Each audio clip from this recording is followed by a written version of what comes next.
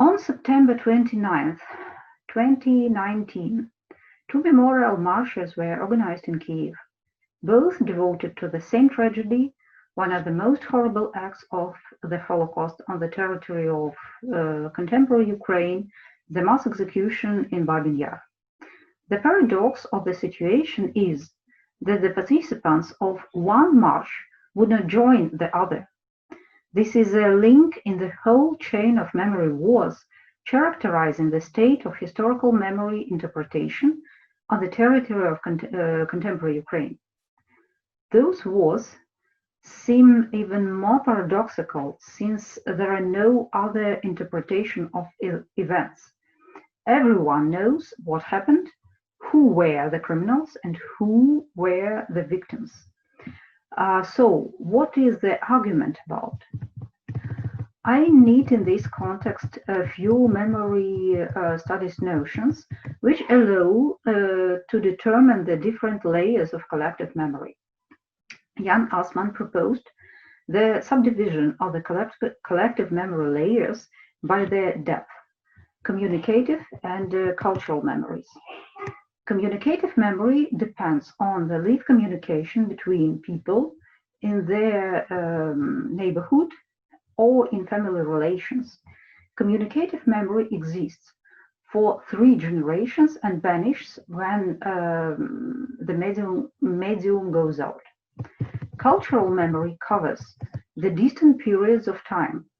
Cultural memory needs the deliberate efforts of institutions, commemoration by monuments, museums, public ceremonies, etc. The case important for me here needs the conceptual tools elaborated particularly by Aleida Assmann. I mean the notions of memorial canon and archive. Canon contains the information actively supported by the power institutions and mandatory for each member of community. Archive contains the facts which are not important for narrative or are unwanted or even dangerous.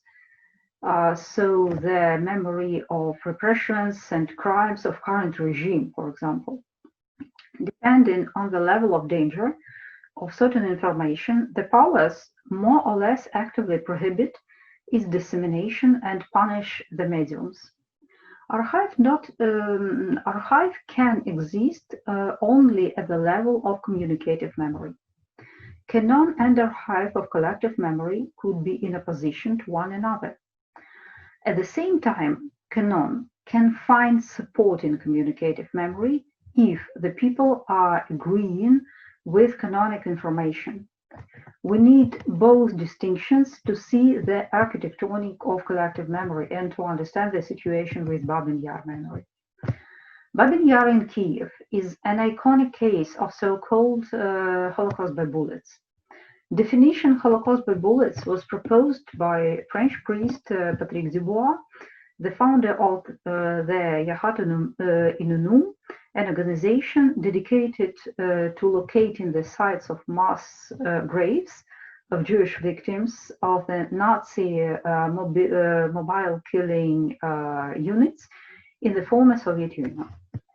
Nazis committed mass massacre in Babyn Yar. During 2 days, on 28th and 29th of September 1941, 33,971 persons had been killed in Babyn Yar. This massacre appeared to be one of the biggest acts of Holocaust on the territory of contemporary Ukraine. To the number of victims of Babyn Yar, it is necessary to add Roma people, patients of psychiatric clinics, Soviet prisoners of war, and the opposers of Nazi regime. It is impossible to determine the total number due to the post-war rearrangement of the territory. In the context of European memorial tradition, memorialization of Babyn Yar looks like a thriller. Immediately after the liberation of Kyiv, the Soviet powers decided to create a monument in Babyn Yar, but soon this process was frozen. The policy of hidden state anti-Semitism launched after 1948 allowed no commemoration of Jewish tragedies. The Soviet powers qualified meetings and ceremonies in Babyn Yar as illegal. This was the level of Soviet memorial canon. But communicative memory created the space of resistance. Canon and communicative archive were in opposition and struggle. There were Soviet journalists, historians, leaders of Jewish communities, writers, artists who made the effort of commemoration. But these efforts had no chance to be fulfilled for realization. The opposition between canonic and archival commemorations sharpened after 1961, when a dreadful tragedy happened in Babyn Yar. Soviet authorities tried to turn the place of tragedy into a dump or athletic field. In 1961, a tragic accident occurred when the mud flow from the dump in Babyn Yar destroyed the village of Kurinivka, killing more than 1,000 people. The public conscience interpreted this accident as a revenge of the forgotten victims to the world. A conflict between canon and archive exploded in 1966 when the Great Memorial Meeting happened here. Meeting was initiated by Jewish activist Amit Diamant and supported by famous writer Viktor Nekrasov. Ukrainian collective memory is in focus of my attention in this presentation, so I want to emphasize the very important point which works in Ukrainian situation today. At the 1966 year meeting, the known Ukrainian human rights activist Ivan Zuba made his famous speech in which he emphasized that tragedy occurred at the Ukrainian land, and due to this, Ukrainians are obliged to take care of the memory and dignity of the killed people. The effort of memory, according to Zuba, ought to be directed at the defense of human rights, because a neglect of human dignity leads to the crimes like Babyn Yar. Ivan Zuba proclaimed that this place is a place of common tragedy of Jewish and Ukrainian peoples. It was a speech of a Ukrainian about Jews and about the necessity of mutual overcoming of the tragedy. That was the moment when archive won over the canon, although in quite a strange way.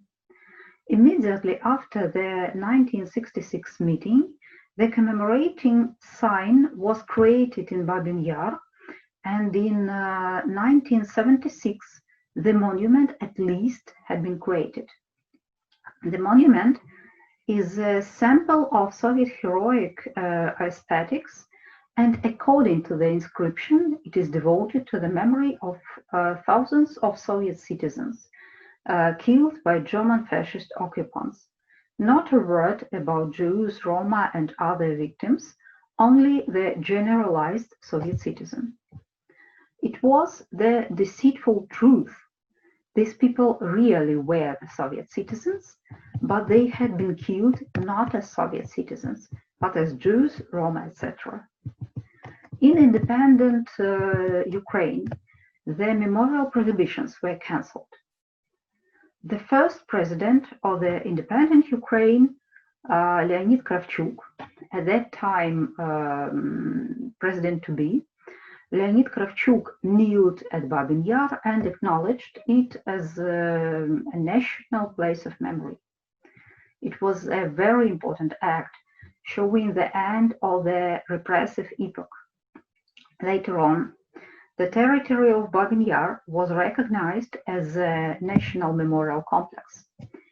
However, the tragedy was not entered the realm of the national commemorative practices. It hadn't become the part of Ukrainian memorial canon. Babyn Yar became the space of different archives representation. The separate social groups installed here the monuments for the separate groups of victims. The first non-governmental monument in Babyn Yar was Menorah. After this, the monuments were erected to the killed Roma, children, mentally disabled people, etc.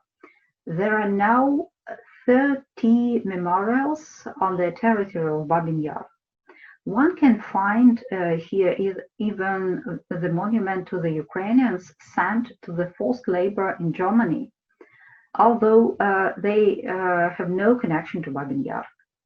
Most sad is the story of the Roma monument, which was created in 1998, later was removed from Babyn Yar and returned only 4 years ago. People came here to Babyn Yar for commemoration of their own victims, neglecting the others. We can speak about the competition of victims here. Ukrainian state in 2016 made an effort of unification of these separate monuments in one memorial system, with the creation of lanes leading from one monument to another, and the installation with the information about the events and victims. But Babyn Yar hadn't appeared the part of Ukrainian memorial canon and Ukrainian national narrative. I see it as a problem of understanding of national memory's goals.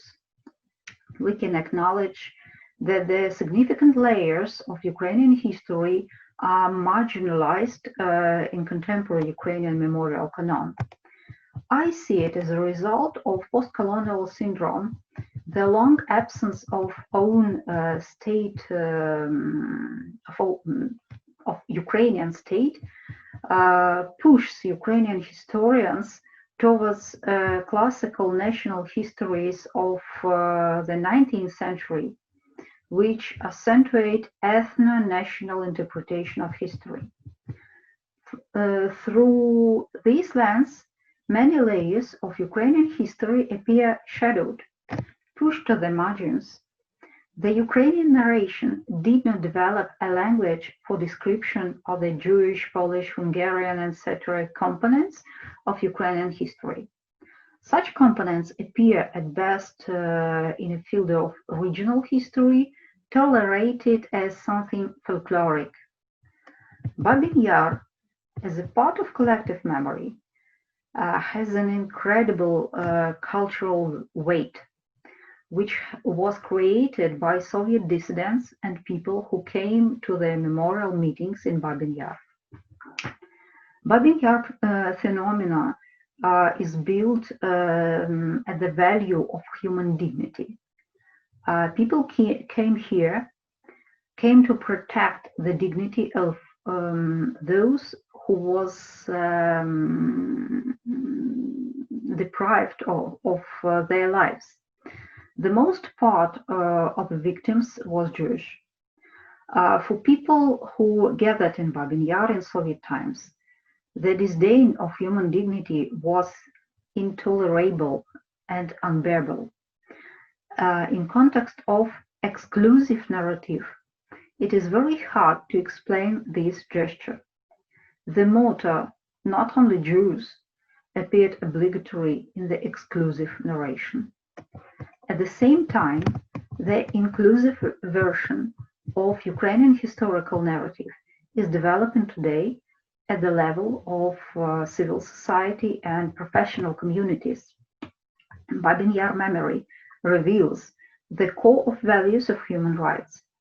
Ivan Zulo's speech of 1966 reveals the core values of inclusive narrative, focusing on the common meaning and the idea of responsibility for memory.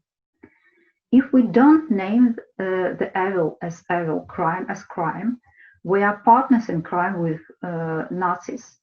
Babyn Yar could become a place of all Ukrainian memory representing the inclusive historical narrative and the concept of future multinational state. From 2016, the situation with Babyn Yar memorialization appears more complicated due to appearance of two memorial projects, which developing in hard opposition. The private founded Babyn Yar Holocaust Memorial Center and the project of Babyn Yar Museum. Both, the second is a state initiative. Both are created for commemoration of Babyn Yar tragedy, and both are in sharpest opposition. I will not clarify here the nature of this conflict. Everybody can visit the roundtable on the September 30 in this conference, where this question will be discussed. This year, the opposition burst out into international scandal.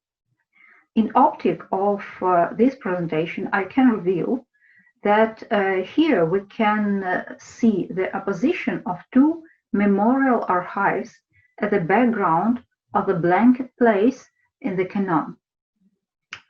I see it as a conflict between group identities with a focus on group values.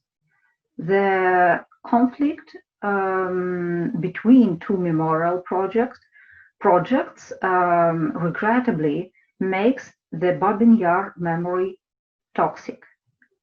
And this conflict, as for me, is based on the problem of values.